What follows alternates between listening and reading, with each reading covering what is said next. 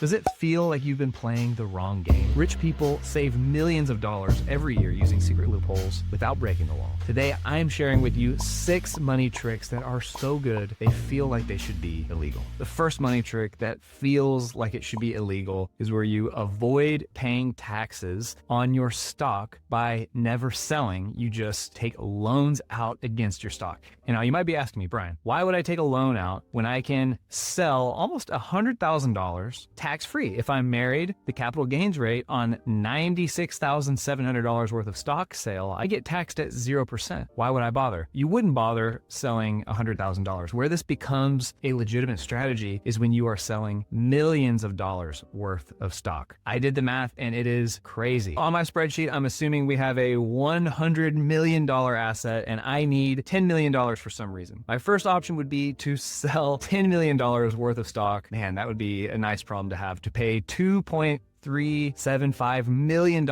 in taxes. For long-term capital gains, the top tax bracket is 20%, and we can pull that up right here. If I'm selling more than $600,000 worth of stock, whatever is beyond $600,000 gets taxed at 20%, whatever's below that gets taxed at 15 and 0. But there's another tax that most people don't know about. It only affects you if you're selling a lot of stock, and it is the net investment income tax. This is 3.8%, and there are some complicated rules around this, so I decided to just pull up a calculator for how much the actual rate is if I'm selling $13,114,754. Effective tax rate is 23.75%. So you might say, Brian, why 13 million? Well, if I need 10 million and I'm going to have to pay taxes on what I pull out, that means I have to pull out more than 10 million, and the math works out to $13 million worth of stock. So I have to pull out 13 million. That means my portfolio is reduced by 13 million, and then I have to turn around and give 3 million of that away. The other option is to take a $10 million loan. This is a margin loan against my $100 million portfolio. So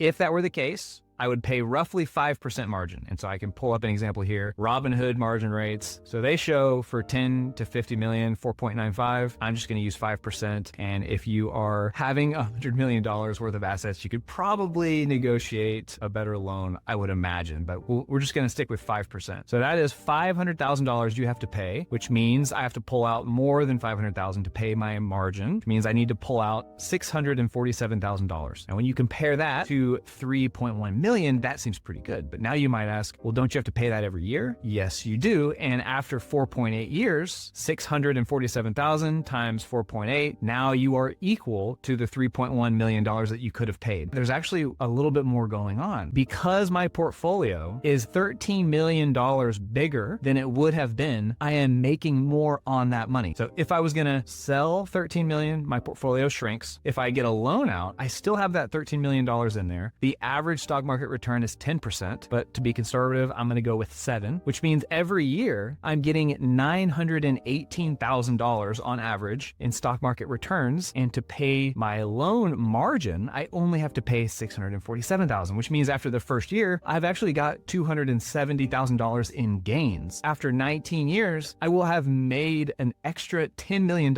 because I took a loan out instead of selling the stock. With this strategy, people who have $100 million plus can avoid paying taxes and make way more money while taking out a loan. Unfortunately, I do not have $100 million worth of stock in my portfolio where I can use this strategy, but maybe one day my YouTube public portfolio will get there. If you want to see that journey, you can see it right here on my channel, but don't go there yet because the next money trick is even more ridiculous. The second money trick that feels like it should be illegal has to do with, when do you eventually pay off these loans? And the answer is never. You never pay off the loan. You just die with that loan. You never have to pay it, because whenever you pass on all of your assets to your heirs, a step up in basis is what happens. So whatever you purchase that stock at, that's your basis. Let's say I got the stock for $0 and it appreciated to 100 million. That would mean that I have 100 million in taxable assets. On the flip side, if my basis was stepped up to 100 million, now I don't have any taxable assets. And that is what happens when you pass your assets on to your heirs, is they get a step up in basis. So if I had that much money, I would die with the loan. My basis would be stepped up as I pass it on to the heirs. Now they can sell $10 million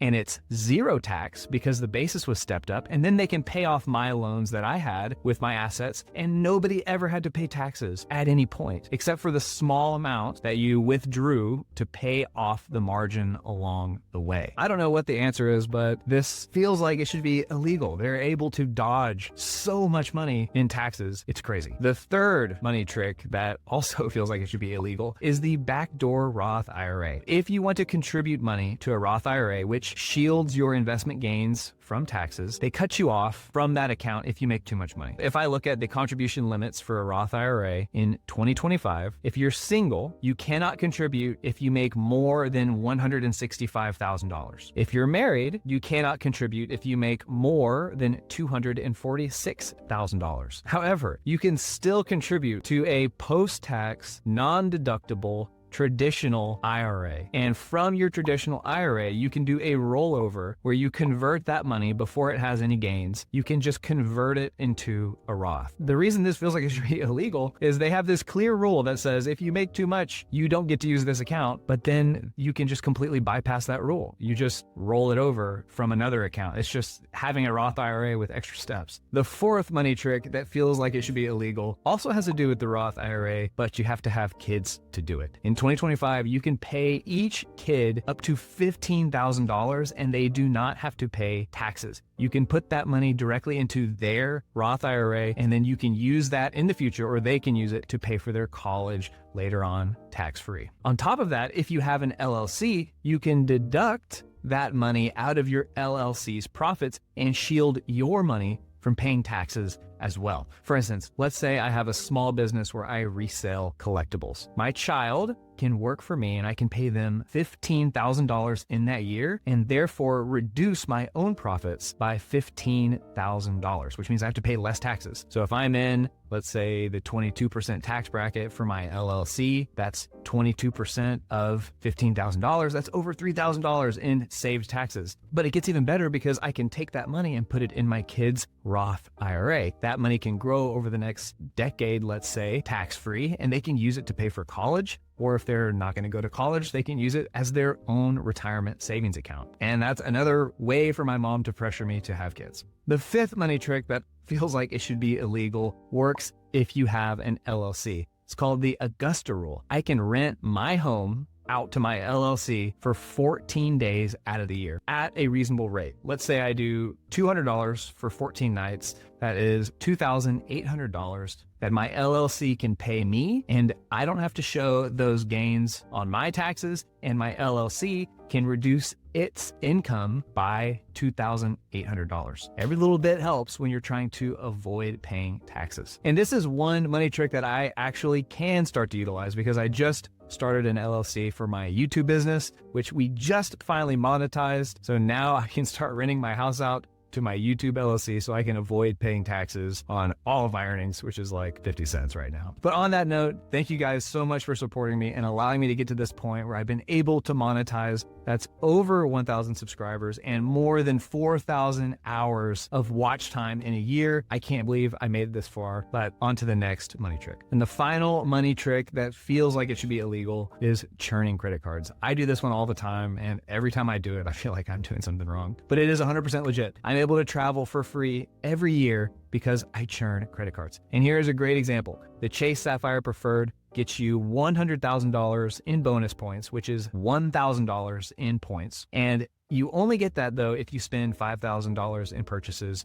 on 3 months. Now that's a lot of money to spend on your credit card in 3 months. Not everybody is gonna have that kind of spending coming up that they're able to put on the credit card. But there is a sneaky workaround. With this website right here, Plastic, you can pay your mortgage or you can pay your rent with your credit card, and they only charge a 2.9% fee. Now, most credit cards will have cash back in terms of like maybe 1.5% or 2% or 3%. So with those cards, the cash back pretty much pays for this 2.9% fee. you might have 1 or 2% that you have to pay. So on $5,000, 1% of that is $50, 2% of that is $100. But if the annual fee is $1,000, then it is worth it to take the 2.9% fee on the plastic. So with this, let's say your mortgage is $2,000 or your rent is $1,000, you can easily or much easier hit that $5,000 fee. And there's tons of credit cards where you can churn.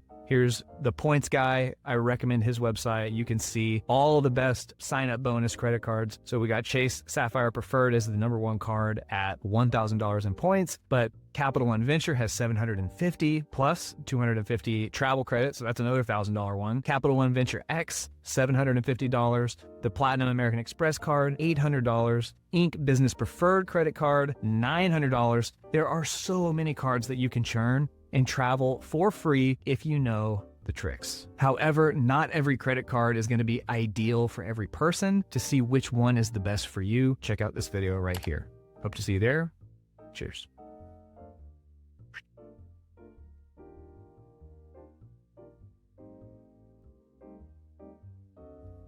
Oh man, it's a good one. Henry McKenna,